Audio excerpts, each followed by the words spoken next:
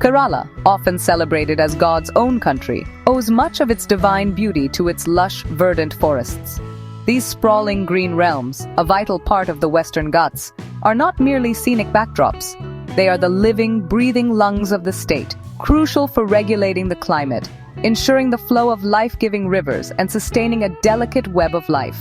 The forests are a global hotspot of biodiversity, housing countless species of plants, animals, birds, and insects, many of which are found nowhere else on Earth.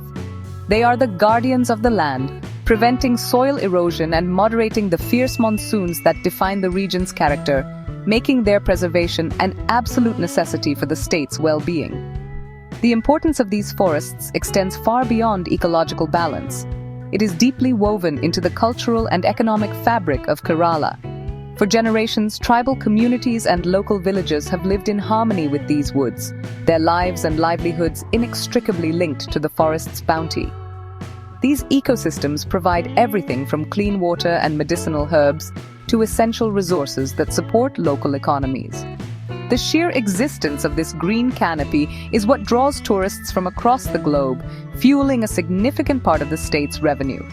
Therefore, any threat to these forests is not just an environmental issue, but a direct challenge to the very identity and prosperity of Kerala.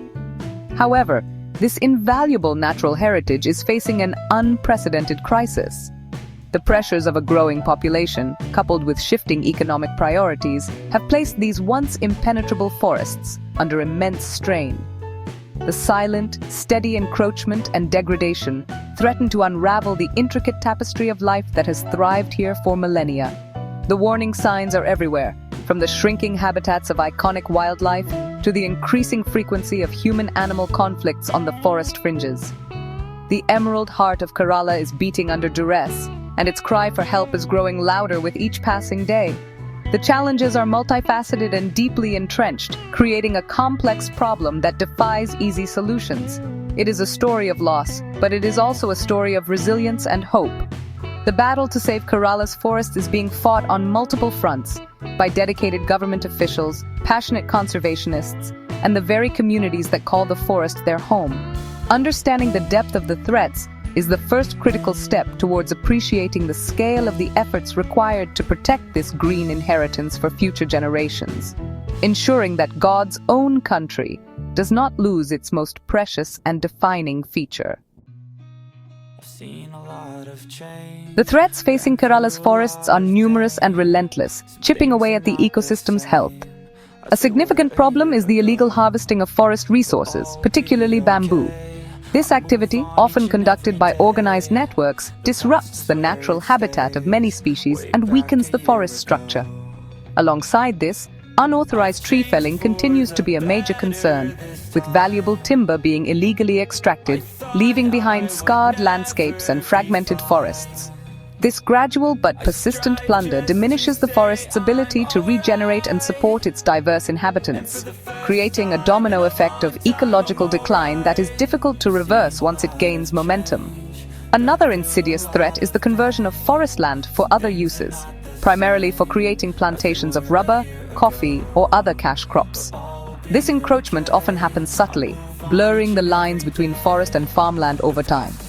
According to a Comptroller and Auditor General report, significant tracts of forest land have been diverted for non-forest purposes, sometimes without proper approvals, leading to a net loss of natural habitat. Such conversions replace diverse, multi-layered native forests with monoculture plantations that offer little value to wildlife, effectively creating green deserts that cannot support the region's rich biodiversity and disrupting crucial ecological processes. The consequences of this habitat loss and fragmentation are dire, especially for the region's wildlife. Animals like elephants and deer, which require vast territories to roam and forage, find their ancient migratory corridors blocked by farms, plantations, and human settlements.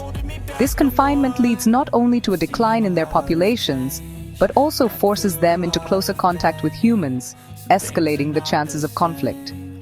The tragic deaths of elephants, whether from electrocution, poaching, or accidents, are a stark reminder of the immense pressure these magnificent creatures are under. The forest is becoming an increasingly dangerous place for its own inhabitants.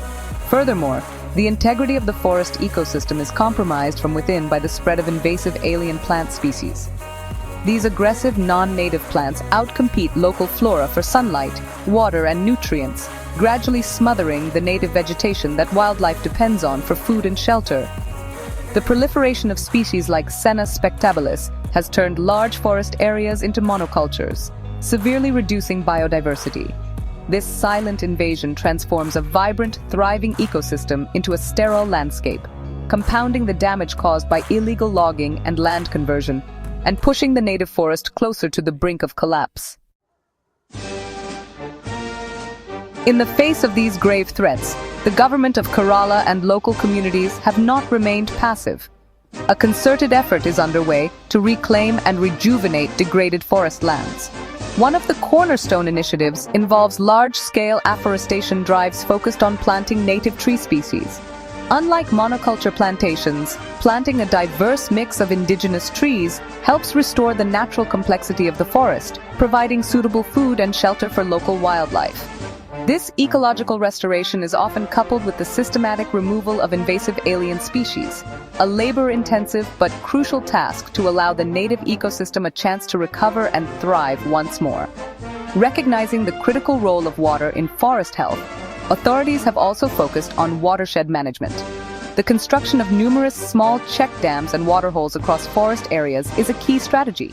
These structures help to conserve rainwater, recharge groundwater levels, and ensure a year-round water supply for wildlife, especially during the dry summer months. By improving water availability, these interventions not only support flora and fauna, but also reduce the instances of animals straying into human settlements in search of water, thereby mitigating a major cause of human-wildlife conflict and supporting the overall ecological balance.